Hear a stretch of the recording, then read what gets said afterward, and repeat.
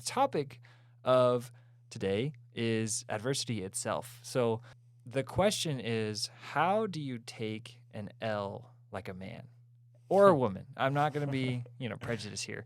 But how do you take an L and move on? Because sometimes when you get kicked on your butt and you don't know what to do and it's super hard, you give up. And it happens lots of times. And people just say, you know what? The heck with this. I'm done. I don't want to do this anymore. What do you do personally, Ty, to handle those L's? Because no team's going to go undefeated besides maybe a football team once in every 50 years. But besides that, nobody's going to go Even undefeated. then, there's still some losses along the way. Even then, yeah. Maybe not on the record, but Right. man, yeah, I feel like I've gotten good at taking L's. I feel like if you try to start anything new, anything where your goal is maybe higher than what you had planned out for your life or higher than what those around you are doing, it becomes hard and prone to taking L's, right? Totally. Yeah, should I give like an example? Sure, yeah. Because, yeah, I mean, I don't know. I'm just, some dude. I don't know. I don't have wisdom for everyone, but for me personally, I had this one L recently where, so in the heat of the real estate market, back in April, we bought a house, and I partnered with a family member on it, and so they brought the money. I did the work. It needed some rehab done. And we were going to Airbnb it. So they were going to buy the house, 20% down. They were going to put up the money for the rehab, which was like $20,000. And then they were going to put up the money for the furniture. So we paid someone $25,000 to furnish it.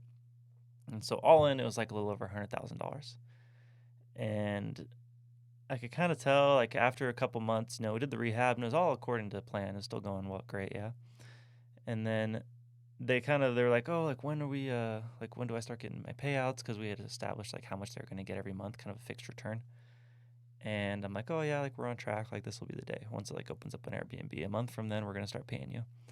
And so, yeah, it's all good, And then the issue was when we bought the house, it was when it was like, if you don't bring an all cash offer, close in like an hour and a half, and like everything's just like so fast, and so no inspections, can't have anything that the seller wouldn't want you to have, because then they're just going to go with someone else, because guess what, they have like 10 offers, or at least that's how it feels all the time. And so we're like, yeah, no inspection, we're just gonna close in like super quick, all cash, whatever. And then they told you that? We actually didn't close in all cash, but what's that? And they told you that? Like, they said, hey, you need all cash, all this. No, that's just like what the realtors would say. Yeah, I mean, you bought a house during that time. Like, how competitive it was. True. Like, I went to look at one house, and it was a flip. It was unlivable. It was here in Utah. Wild. I went to look at one, and it was just, like, crazy. Like, it just needed completely everything. And they had, like, 20-something offers in a day. Yeah. And I'm just like... And a couple of them are cash. Oh, yeah. Just like, most of them are cash. Yeah, most of them are cash. Or hard money, which is, like, cash, yeah. Yeah. So, anyways...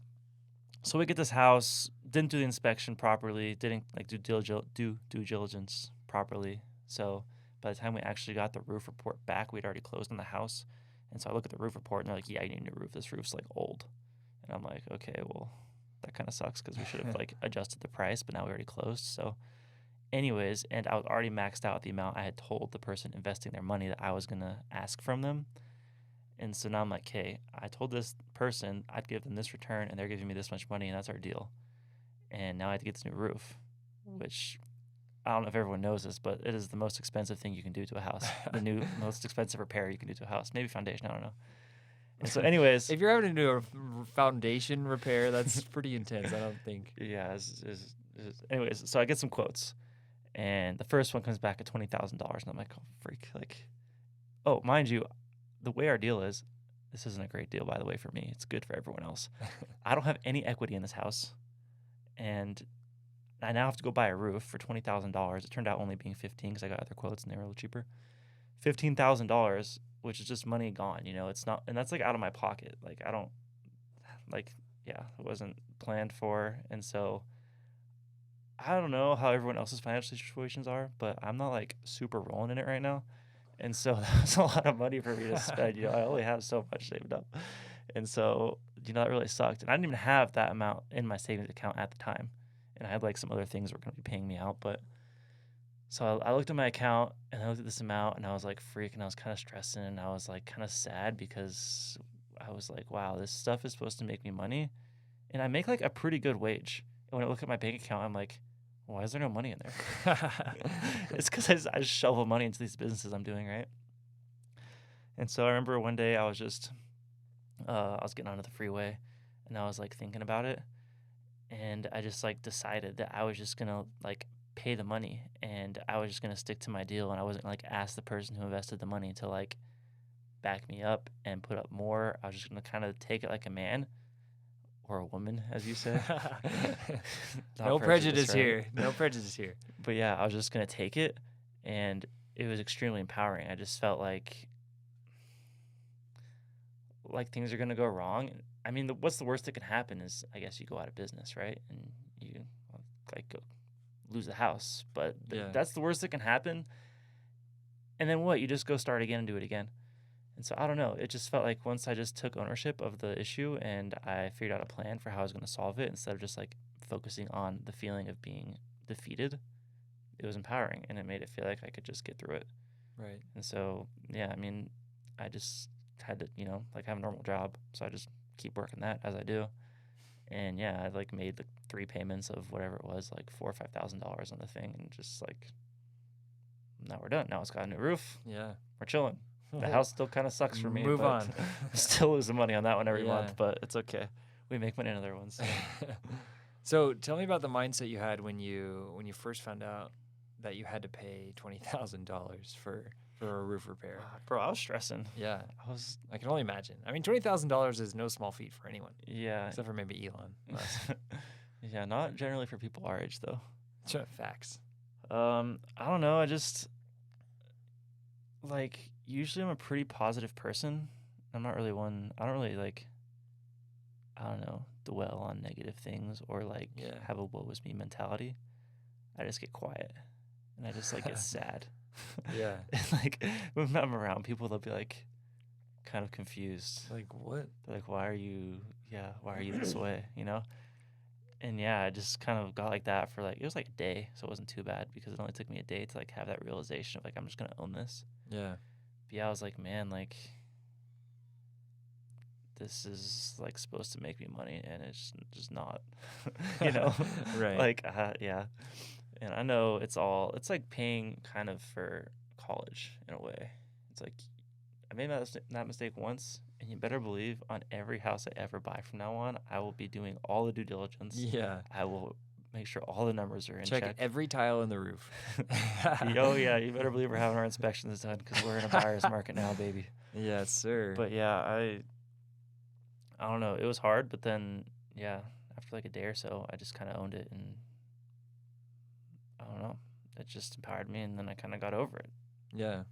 So one thing you mentioned is I like the college connection because you can say, hey, right now I'm taking an fat L on cash because I got nothing. I'm living off of ramen and I can't.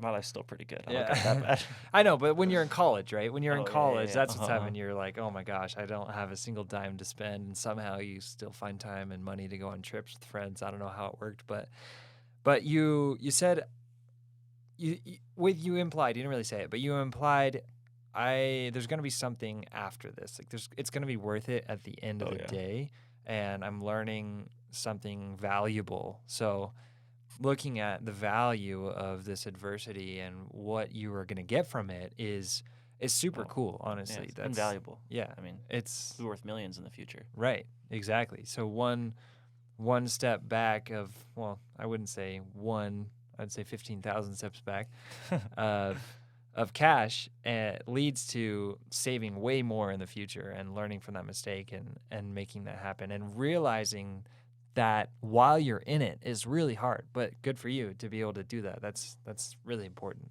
Yeah, I don't know. I feel like that's a strength of mine to not dwell on negative things. So Yeah. Good thing, because that would have been, I don't know, it could have been a lot harder. And it was hard, but I think it also strengthened me in a weird way. It's like